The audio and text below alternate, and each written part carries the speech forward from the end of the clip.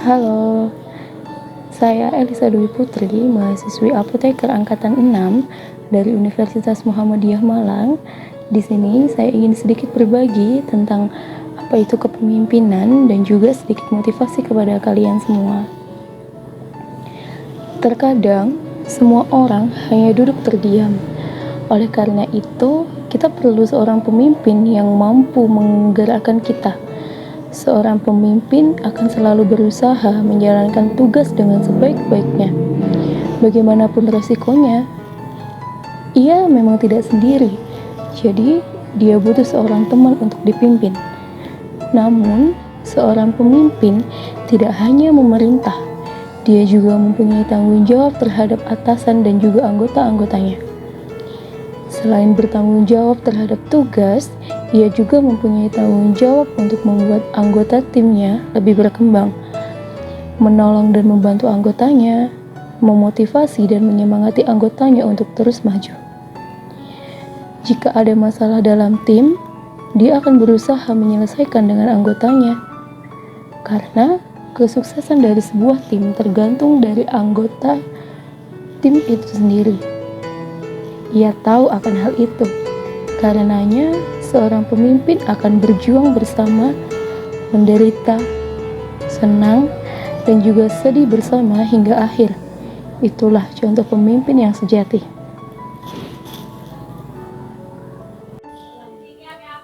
Jadi, buat kalian para anggota di luar sana yang sedang berjuang dengan pemimpin kalian, semoga keadaan kalian baik-baik saja ya. Kalaupun saat ini ada keadaan yang kurang baik dan tidak seperti yang kamu inginkan, percaya saja kalau hal baik akan datang nantinya. Memang tidak mudah hidup di zaman yang seperti ini, dengan kompetisi yang menjadi-jadi. Saya tahu hidup itu tidak mudah, tetapi hidup itu akan terlalu singkat jika disia-siakan begitu saja. Karena hidup kamu begitu berharga jika dilewatkan begitu saja. Lalu, apa yang sedang kamu panjatkan dalam doa sekarang sedang Tuhan kerjakan. Oleh karena itu, percayalah, semua akan indah menurut rencananya dan juga waktunya. Setiap orang pernah mengalami masa sulit dalam hidupnya. Kesedihan, kepahitan, kekecewaan, kehilangan orang yang dicintai, kesulitan dalam keuangan, atau mungkin penyakit yang belum terobati. Bahkan mungkin difitnah, dihina, atau dikhianati. Di saat hidup ini begitu berat untuk dijalani, kadang saya juga bertanya, kenapa ini terjadi? Kenapa hal ini harus terjadi? Lalu saya berpikir kembali, dengan adanya masalah yang datang kepada saya dan juga pesan-pesan yang datang kepada saya dapat membuat saya sadar dan bangkit kembali. Lalu, buat kamu yang berada di luar sana, jika kamu sedang mengalami masa-masa sulit saat ini, maka saat ini juga saya ingin katakan bahwa semua akan baik-baik saja. Walaupun kadang masalah dan keadaan kita berbeda, tetapi saya juga pernah mengalami hal itu. Kesedihan itu, kepahitan itu, kekecewaan itu, saya tahu rasanya. Bahkan saat pertama kali saya mendapatkan berita tersebut, saya kaget dan seakan-akan tidak terima dengan keadaan itu. Dalam lubuk hati kita masih berharap agar keadaan itu tidak terjadi kepada kita. Dan kita juga berusaha untuk menolaknya. Tetapi itulah realita. Kadang tidak semua terjadi sesuai dengan rencana kita, sesuai dengan keinginan kita. Tetapi justru rasa pahit itulah yang membuat kita sadar. Saya juga tahu bagaimana rasanya marah kepada diri kita sendiri. Kenapa aku melakukan hal sebodoh ini? Kenapa aku membiarkan hal ini terjadi? Kenapa aku percaya saja? Sebenarnya, apa salah saya?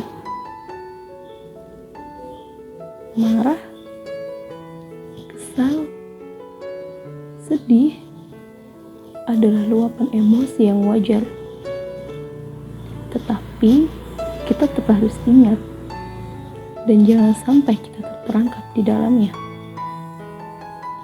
Pertama-tama, yang harus kamu lakukan adalah sadar bahwa kejadian itu bukan suatu hukuman, tetapi sebuah kesempatan. Karena Tuhan akan memberimu yang terbaik lagi. Tuhan membiarkan yang buruk hilang karena hal yang baik akan datang. Tuhan sedang mempersiapkanmu, menguatkanmu, membentukmu.